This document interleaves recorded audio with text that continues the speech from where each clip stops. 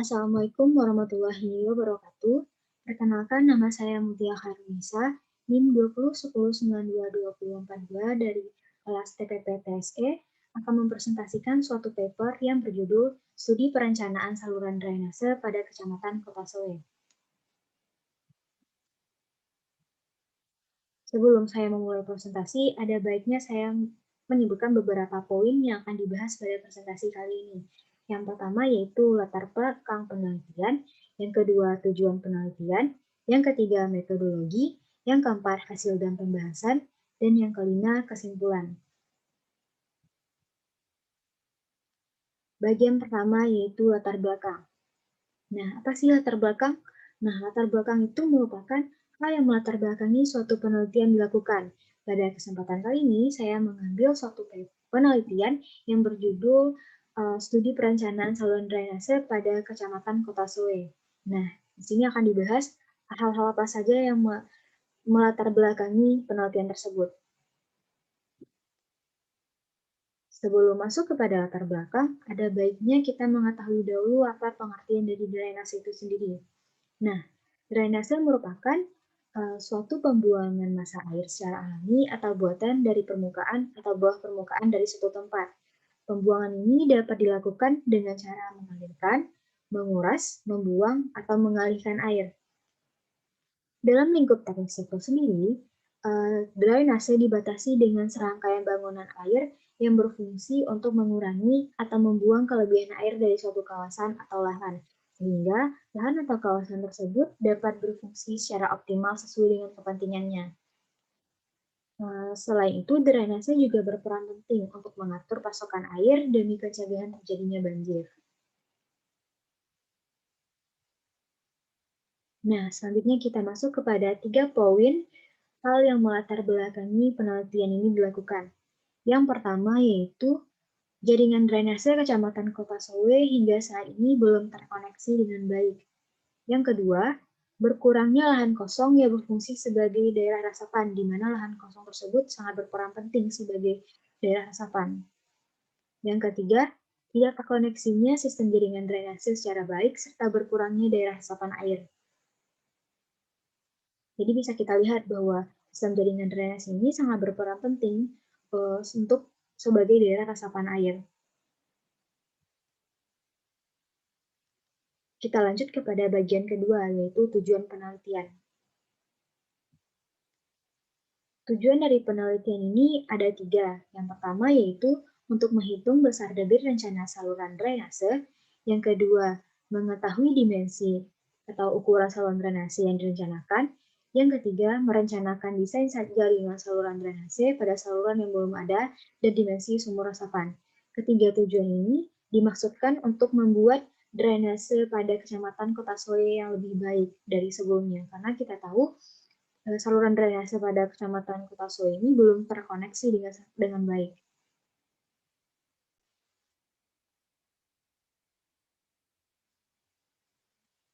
Selanjutnya kita masuk kepada bagian keempat, yaitu metodologi.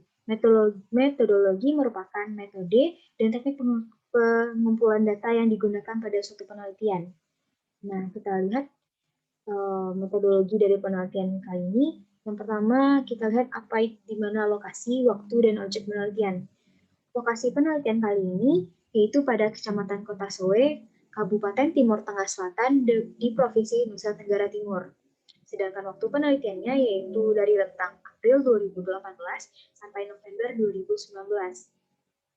Objek penelitian dari penelitian kali ini yaitu saluran drainase pada Kecamatan Kota Soe. Selanjutnya yaitu sumber data. Pada penelitian kali ini ada 2 sumber data yang digunakan. Yang pertama itu data primer dan yang kedua data sekunder. Pada data primer, data-data yang digunakan yang pertama yaitu dimensi saluran existing, yang kedua lebar jalan, dan yang ketiga ruas yang belum dan yang sudah memiliki jaringan drainase.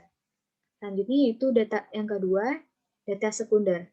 Data yang digunakan yaitu yang pertama data curah hujan dari BMG, yang kedua data luas atap, dan yang ketiga peta topografi dan pola kontur. Selanjutnya yaitu teknik pengambilan data dan analisis data.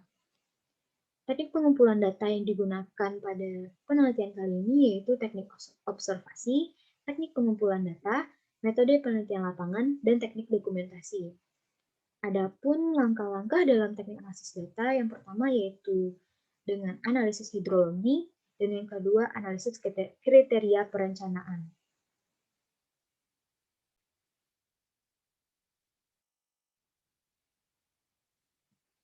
Selanjutnya kita masuk kepada bagian paling penting dari presentasi kali ini, yaitu bagian hasil dan pembahasan.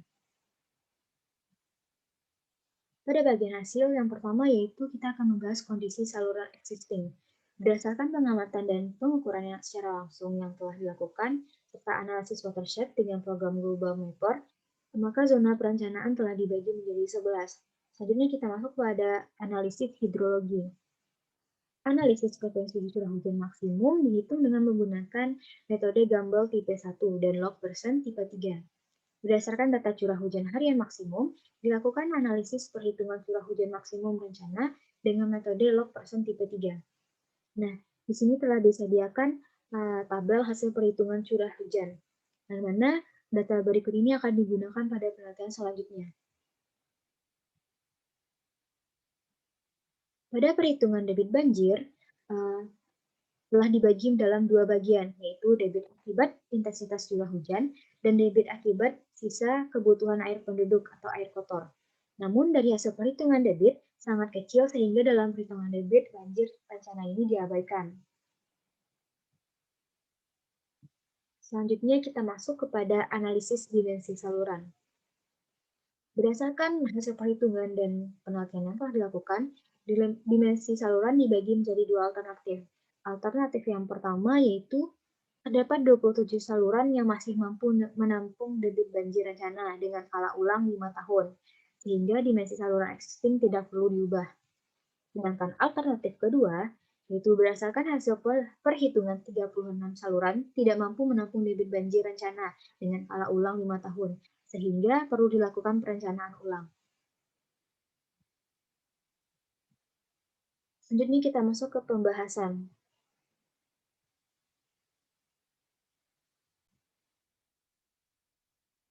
Data hujan harian diperoleh dari stasiun klimatologi kemudian digunakan untuk menghitung curah hujan rencana selama 10 tahun.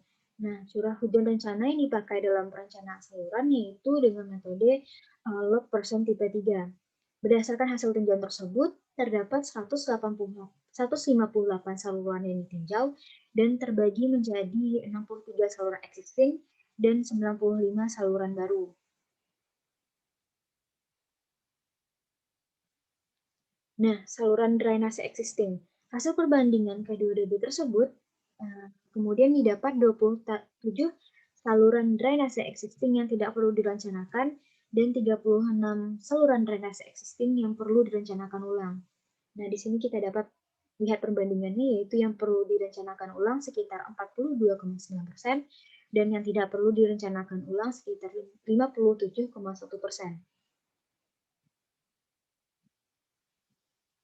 Sedangkan untuk perencanaan sumur resapan sendiri dibuat pada 57 bangunan di sekitar saluran yang overload. Nah, ini didapat berdasarkan hasil tinjauan di lapangan dengan debit yang ditampung adalah air hujan yang jatuh ke atap saja. Nah, sumur resapan direncanakan berbentuk lingkaran dengan diameter 1 meter serta kedalaman rata-rata sekitar 1,6 meter. Setelah kita membahas dari latar belakang, tujuan, dan hasil dan pembahasan, kita masuk kepada kesimpulan dari penelitian kali ini, di mana terdapat 4 poin kesimpulan. Yang pertama, dari rencana rata-rata yang terjadi di Kota Soe, Kabupaten Timur Tengah Selatan, didapat 0,7 dan intensitas hujan rata-rata untuk skala ulang 5 tahun sebesar 184,896 mm per jam. Yang kedua, penampang saluran yang direncanakan berbentuk persegi dengan dimensi yang digunakan untuk saluran sekunder yaitu dengan lebar 0,9 meter dan tinggi 0,9 meter juga. Yang ketiga, desain jaringan drainase mencakup saluran drainase sekunder dan tersier pada jalan arteri primer, dan kolektor sekunder. Yang keempat, sumur resapan direncanakan pada 57 bangunan berpenampang lingkaran dengan diameter 1 meter dan kedalaman sumur resapan yang dihasilkan berbeda-beda pada tiap bangunan berkisar 0,5 meter sampai dengan 5 meter. Nah, penelitian ini diharapkan dapat berguna bagi pemerintah Kota Sue untuk memperbaiki drainase di kecamatan tersebut, sehingga diharapkan ke depannya Kecamatan Kota Sue memiliki drainase yang lebih baik lagi dari yang sekarang. Baiklah, mungkin sekian presentasi yang dapat saya sampaikan pada kesempatan kali ini. Terima kasih atas perhatiannya. Mohon maaf apabila ada kesalahan kata dan penggunaan kata yang tidak jelas. Sekian dari saya, Mutia Khairunisa. Assalamualaikum warahmatullahi wabarakatuh.